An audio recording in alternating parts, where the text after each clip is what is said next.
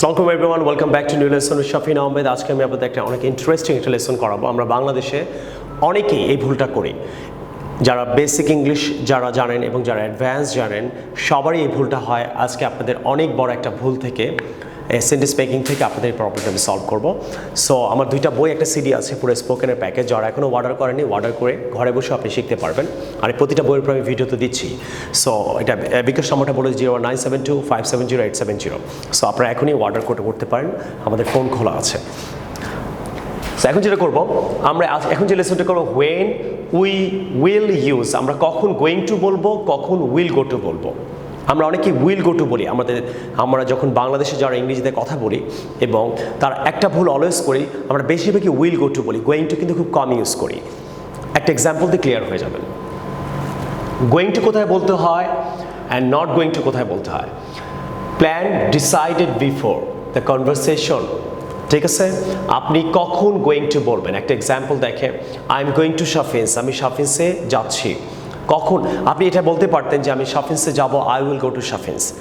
আপনি এটা না বলে আপনি কাউকে বলবেন তুমি কি শাফিন্সে ভর্তি হবা, আপনি দুইভাবে বলতে পারতেন, আই উইল গো টু শাফিন্স অথবা আই এম গোয়িং টু শাফিন্স। এখন বেশিরভাগই আমরা কিন্তু বলবো কি আই উইল গো টু শাফিন্স। এখন গোয়িং টু কেন বলবেন, উইল গো টু কেন বলবেন না বা বলবেন, আমি এটা ক্লিয়ার করি। গোয়িং টু বলতে হয় পাস্টে, অতীতে।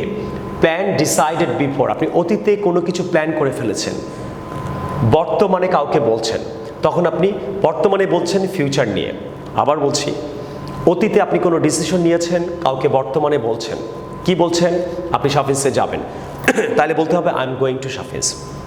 যেমন আপনার ফ্রেন্ড জিজ্ঞেস করলো, দোস্ত তুই শাফিন্সে কি ভর্তি হবে? এখন একটা ফ্রেন্ড বলল, হ্যাঁ দোস্ত আমি ভর্তি হব। কারণ আপনি বাবা মার সাথে কালকে রাত্রে কথা বলেছেন, স্যার আগে আপনার ডিসিশনটা নেওয়া হয়ে গেছে।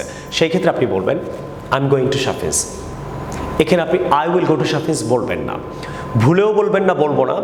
আপনার হয়তো এক্স্যাক্ট ইংলিশটা যদি শিখতে চান বললে হবে, বাট এক্স্যাক্ট হবে না, কারণ গোয়িং টু আর উইল গো টুর মধ্যে পার্থক্য আছে। যেমন মনে করেন কালকে আপনারা ফ্রেন্ডরা মিলে KFC-তে ইফতার করবেন, আজকে ডিসিশন নিলেন, ক্লিয়ার। আজকে আপনাকে রাত্রে আপনার বাবা মা জিজ্ঞেস করলো যে তুমি কালকে কোথায় ইফতার করবা, তখন বলবেন I am going to KFC for iftar. কারণ আপনি ডিসিশনটা এখন নিয়েছেন, রাত্রে আপনার মা জিজ্ঞেস করছে, তাহলে আপনার ডিসিশনটা পাস্ট হয়ে গেছে। Is that clear? সো কোনো ডিসিশন যদি অতীতে নিয়ে থাকেন এবং বর্তমানে কাউকে বলেন, তাহলে বলবেন আই এম গোয়িং টু। যেমন আপনি পার্সোনা যাবেন, আপনি গতকাল বাবা মার সাথে কথা বলছেন, তাহলে কি বলবেন, I will go two persona, I am going two persona. আপনি মনে করেন পুরান ঢাকায় ইফতারি করতে যাবেন, তাহলে আপনি যদি ডিসিশনটা আগে নিয়ে থাকেন তাহলে বলবেন না I will go two it iftar at পুরান ঢাকা, এইটা না বলে বলতে পারেন আই এম গোয়িং টু পুরান Dhaka. Clear? Is that clear? So এখন যদি মনে করেন আপনি একটা জিনিস, মনে করেন আপনি একটা বই কিনতে যাচ্ছেন, শাফিন্সের একটা বই কিনতে যাচ্ছেন, যে তুমি কি বইটা কিনবা, তাহলে আপনি এটা দুইভাবে বলতে পারেন। একটা ফ্রেন্ড জিজ্ঞেস করলো, I will buy the book অথবা I am going to buy the book. বলেন তো গোয়িং টুটা কোথায় হবে? গোয়িং টুটা সেখানে হবে যদি আপনি বইটা নিয়ে আগে থেকে প্ল্যান করে থাকেন, বাবা মার সাথে কথা বলছেন, ফ্রেন্ডের সাথে। ওকে, এবার আমি একটু ক্লিয়ার করি, উইল গো টু কোথায় বলবো। ডিসিশন অ্যাট দ্য মোমেন্ট নিয়েছেন আপনি অফ দ্য স্পিকিং, সার্টেনিটি অনেক কম, ডিসিশনটা আপনি এখন নিয়েছেন, সেখানে বলবেন I will, I will, I will. Is that clear? যেমন মনে করেন ওয়েটার এসে জিজ্ঞেস করলো, ম্যাডাম কী খাবেন বা স্যার কী খাবেন, তখন কিন্তু আপনি ডিসিশনটা নিচ্ছেন, রাইট? তখন বললেন I will it burger. Is that clear? এখানে আপনি I am going two it burger বললে হবে। কীভাবে হবে বলে দিই, আপনি বাসা থেকে অলরেডি ডিসিশন নিয়ে আসছেন আপনি KFC-তে গিয়ে বার্গারই খাবেন, যদিও বার্গার ওরা সেল করে না, করতে পারে, I am not sure about it. তাহলে ডিসিশন যদি আগে নেওয়া থাকে তাহলে কী বলবেন, I am going to it burger. তো এখন দেখেন আবার ওয়েটার আসলো, ডিসিশনটা আপনি আগেই নিয়েছেন, ডিসিশন ইজ টেকেন বিফোর, আগেই নিয়েছেন। এসে বলুন স্যার ম্যাডাম কী খাবেন, স্যার কী খাবেন। যদি আপনি ডিসিশনটা বাসা থেকে নিয়েই আসেন, আমি আজকে KFC-তে এসে চিকেন খাবো, তাহলে কী বলবেন, ওয়েটারকে বলবেন I am going two it chicken. এবং যে ডিসিশনটা এখন নেন, ম্যাডাম চিকেন খাবেন না কী খাবেন বলেন, আপনি কনফিউজড হচ্ছেন যে কী খাবো কী খাবো, আপনি ডিসিশনটা এখন নিলেন, তাহলে কী বলবেন, I will it chicken, right? আপনি পিকনিকে যাবেন কি যাবেন না, ডিসিশনটা আগে নেওয়া। তাহলে যদি কেউ যদি আপনাকে বলে যে তুমি কি পিকনিকে যাবা, তখন আপনি বলবেন I am going two picnic, আমি পিকনিকে যাচ্ছি। আর যদি ডিসিশনটা ফ্রেন্ডরা বলতেছে দোস্ত চলো পিকনিকে চল, আমরা গেলে ভালো হবে, এটা করলে আপনি এক্ষুনি নিলেন, তাহলে কি বলবেন? I will go two picnic. So is that clear? So going to আমরা সেখানে বলবো যেখানে ডিসিশনটা আগেই নিয়েছি, আর উইল গো সেখানে বলবো যেখানে আমরা ডিসিশনটা জাস্ট নিলাম, প্রেজেন্ট টেন্সে নিলাম। সো আশা করি ডিয়ার ফ্রেন্ডস এন্ড স্টুডেন্টস আপনাদের আমার এই going to and will go to লেসনটা ভালো লাগছে, অ্যান্ড ভালো না লাগলে অবশ্যই লিখবেন, আর ভালো লাগলে অনেক কমেন্ট করবেন। সো আমি আবার একটা এক্সাম্পল দিয়ে আমি ক্লিয়ার করে দিই যে আপনার মনে হলো এই দুইটা বই এবং এই সিডিটা আপনার কেনা দরকার, আপনি এখনই ডিসিশনটা নিলেন ভিডিওটা দেখে, রাইট?